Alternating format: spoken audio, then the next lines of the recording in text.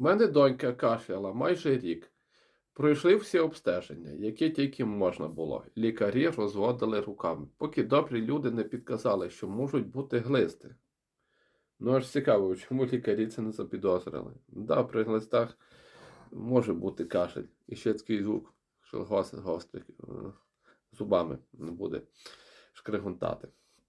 Може бути. І біль може бути характерний в животі. І деякі обстеження могли на це наштовхнути. Кал на яйця, гель. Це свідчить те, що не всі аналізи ви здали, розумієте? Тому й не змогли знайти.